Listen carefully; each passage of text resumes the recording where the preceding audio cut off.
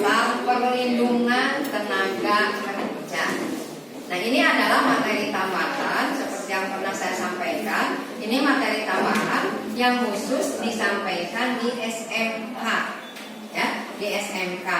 Nah, kemarin saya sudah memberikan kesempatan kepada kalian untuk menganalisa Undang-Undang Nomor 13 Tahun 2003 tentang Ketenagakerjaan. Nah, di sini yang kita tekankan adalah mengenai hak dan kewajiban karyawan, hak dan kewajiban perusahaan. Ya, oleh karena itu, di sini kita akan membahas apa saja hak daripada kewajiban daripada perusahaan dan karyawan. Ya. Nah, kita mulai dari kewajiban perusahaan. Ini harus kalian tahu. Manakala nanti kalian menjadi seorang karyawan, harus tahu. Nah, kemudian ini diantaranya, ya, kewajiban perusahaan membayar gaji atau upah. Nah, kewajiban perusahaan itu menjadi hak seorang karyawan. Jadi kalian harus tahu, kalau kalian menjadi pengusaha, maka ini kewajiban kalian. Tetapi kalau kalian menjadi karyawan, maka hak kalian adalah menerima gaji.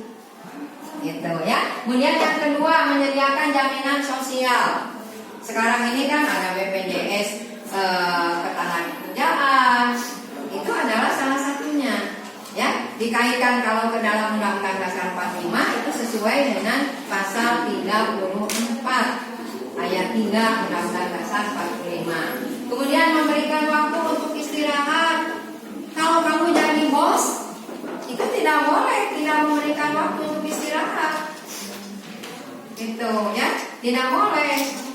Nah, coba kalau biasa misalnya kamu dilihat, kalau kamu jadi pengusaha, kamu harus memberikan waktu untuk istirahat. Kalau kamu jadi karyawan, kamu berhak untuk mendapatkan waktu istirahat, gitu ya. Nah, kemudian yang keempat, memberikan waktu libur atau cuti. Jadi harus itu ada jatahnya, memberikan libur atau cuti. Kemudian menyediakan waktu untuk melakukan ibadah. Nah, kalau ada pengusaha yang melarang karyawannya untuk beribadah, maka itu berarti sudah merupakan pelanggaran hak karyawan, pengingkaran kewajiban dari pengusaha. Ya.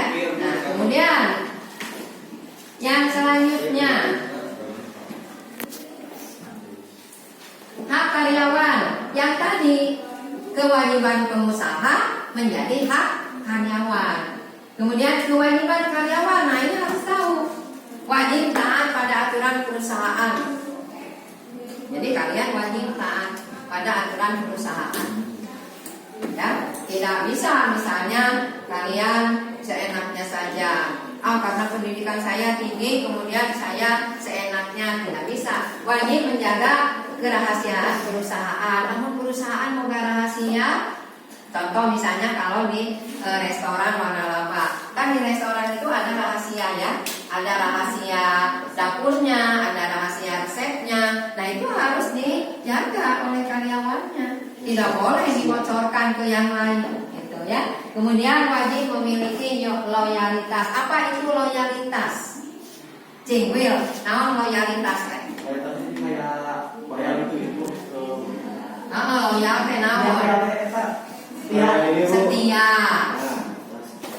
Kalau menurut Willy apa loyal? Contoh loyal kumaha? Contoh seorang karyawan yang loyal terhadap perusahaannya. Bersikap tertib pada saat masuk dan bekerja. Betul. Apa? Tidak meninggalkan pekerjaan kalau memang tidak ada alasan yang tepat. Ya. Nah, apa? Semangat kerja itu juga loyalitas. Naon deui? Tidak tidur saat kerja.